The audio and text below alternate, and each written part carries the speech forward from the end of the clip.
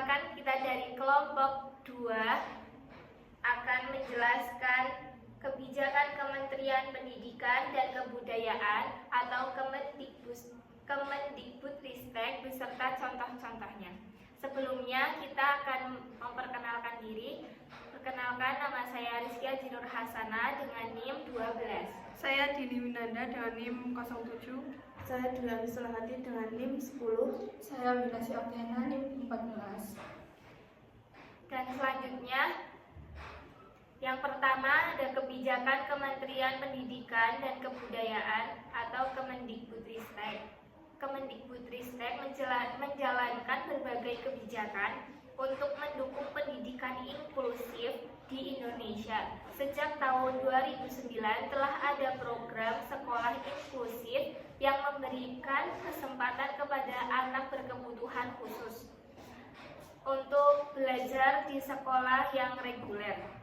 Pemerintah juga menunjuk sekolah sebagai model di tiap kabupaten atau kota sebagai contoh penerapan pendidikan inklusi, serta melatih guru pendamping khusus atau GPK agar mampu membantu siswa dengan kebutuhan berbeda-beda.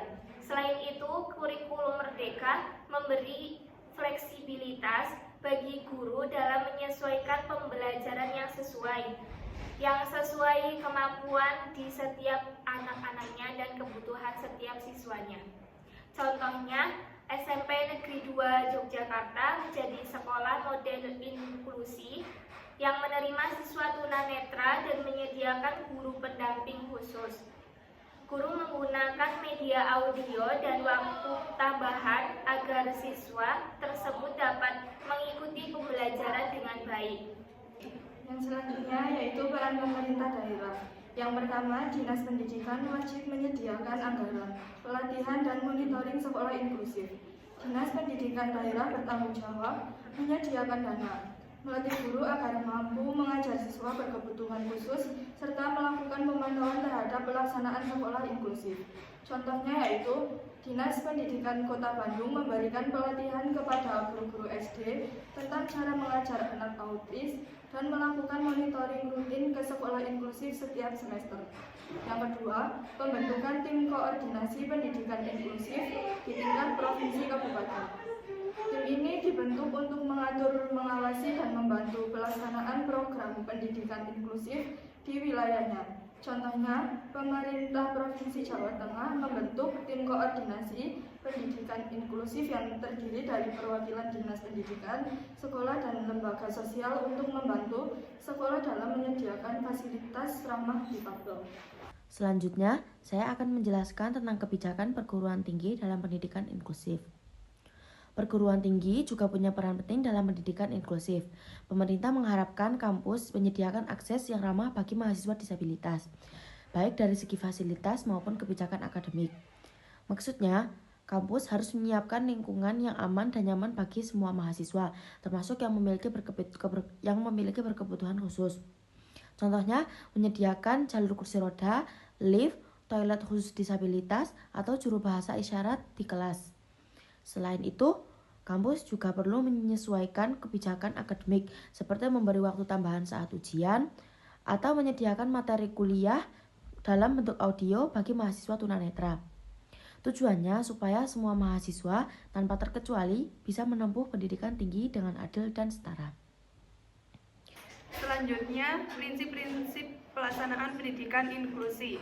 Yang pertama, prinsip non-diskriminatif.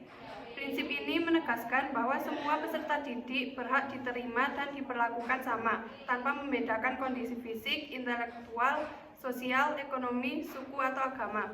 Sekolah tidak boleh menolak siswa hanya karena mereka memiliki keterbatasan tertentu. Tujuannya agar setiap anak mendapatkan kesempatan belajar yang sama dan merasa diterima sebagai bagian dari lingkungan sekolah. Contohnya, sekolah menerima siswa dengan Down syndrome tanpa syarat tambahan. Prinsip yang kedua yaitu prinsip keadilan dan kesetaraan hak. Prinsip ini berarti bahwa setiap anak memiliki hak yang sama terhadap pendidikan berkualitas, meskipun cara atau fasilitas yang dibutuhkan bisa berbeda. Kesetaraan bukan berarti semuanya harus sama, tapi setiap anak mendapatkan apa yang mereka butuhkan agar bisa berkembang optimal. Tujuannya yaitu menciptakan lingkungan belajar yang adil dan memungkinkan setiap siswa mencapai hasil belajar terbaik sesuai potensinya. Contohnya yaitu siswa tunanetra mendapatkan buku dalam huruf Braille. Prinsip yang ketiga yaitu prinsip aksesibilitas dan adaptabilitas. Prinsip ini menekankan bahwa lingkungan belajar harus mudah diakses dan dapat disesuaikan atau adaptif dengan kebutuhan peserta didik. Aksesibilitas meliputi aspek fisik seperti bangunan dan fasilitas, serta aspek pembelajaran seperti materi dan metode. Sementara adaptabilitas berarti guru dan sekolah mampu menyesuaikan strategi, kurikulum, dan asesmen dengan kemampuan siswa. Tujuannya yaitu agar tidak ada siswa yang terhambat untuk berpartisipasi dalam kegiatan belajar hanya karena keterbatasan lingkungan atau metode. Contohnya yaitu sekolah membangun jalur landai atau rem untuk kursi roda. Selanjutnya, partisipasi dan kolaborasi melibatkan guru, orang tua, pemerintah, dan masyarakat. Pendidikan inklusi tidak bisa berjalan hanya oleh sekolah saja, diperlukan kerjasama atau kolaborasi semua pihak, guru, orang tua, pemerintah, dan masyarakat, agar anak berkebutuhan khusus bisa mendapatkan lingkungan belajar yang positif. Guru berperan menyesuaikan metode pembelajaran sesuai kebutuhan siswa. Orang tua memberikan informasi dan dukungan emosional terhadap perkembangan anak di rumah. Pemerintah menyediakan kebijakan, pelatihan guru, pendamping khusus, serta sarana dan prasarana inklusif. Masyarakat menciptakan lingkungan sosial yang menerima perbedaan dan tidak diskriminatif. Contohnya, di sekolah inklusi, guru, orang tua, dan guru pendamping khusus sering mengadakan pertemuan rutin untuk membahas perkembangan anak. Pemerintah daerah membantu lewat pelatihan guru dan bantuan alat bantu belajar. Sementara masyarakat sekitar ikut mendukung dengan kegiatan bersama anak-anak tanpa membedakan siapa yang berkebutuhan khusus dan siapa yang tidak. Selanjutnya, kemandirian peserta didik. Fokus pada potensi, bukan keterbatasan. Konsep ini menekankan bahwa setiap anak, termasuk anak berkebutuhan khusus, memiliki potensi unik yang bisa dikembangkan. Pendidikan inklusi bertujuan agar peserta didik bisa mandiri sesuai kemampuannya, bukan hanya dikasihani karena keterbatasannya. Guru perlu melihat apa yang bisa dilakukan siswa, bukan apa yang tidak bisa. Contohnya, misalnya ada siswa tunarungu yang ternyata jago desain komputer. Guru memberi kesempatan dia belajar membuat poster sekolah dan hasilnya bagus sekali. Dari situ anak jadi lebih semangat dan bisa mandiri karena diberi kepercayaan untuk menunjukkan kemampuannya. Jadi kesimpulannya, dari penjelasan di atas dapat disimpulkan bahwa pendidikan inklusif di Indonesia merupakan upaya bersama antara pemerintah pusat, pemerintah daerah, dan perguruan tinggi untuk menciptakan lingkungan belajar yang adil dan ramah bagi semua peserta didik, termasuk mereka yang memiliki kebutuhan khusus. Kementerian Pendidikan dan Kebudayaan telah menjalankan berbagai program seperti sekolah inklusif, pelatihan guru pendamping khusus, dan penerapan kurikulum merdeka yang fleksibel.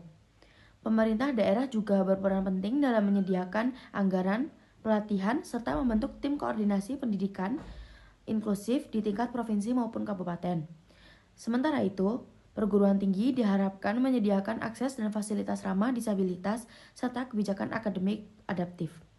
Pelaksanaan pendidikan inklusi juga berlandaskan pada 5 prinsip utama, yaitu non-diskriminatif, keadilan dan kesetaraan hak, aksesibilitas dan adaptabilitas, partisipasi dan kolaborasi, serta kemandirian peserta didik.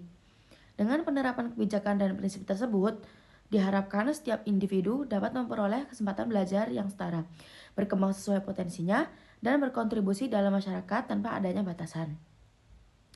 Jadi keseluruhan, pendidikan inklusi bukan hanya tentang menerima perbedaan, tetapi juga memastikan setiap peserta didik mendapat hak yang sama untuk belajar dan berkembang. Sekian dari kelompok 2, kurang lebihnya mohon maaf. Wassalamualaikum warahmatullahi wabarakatuh.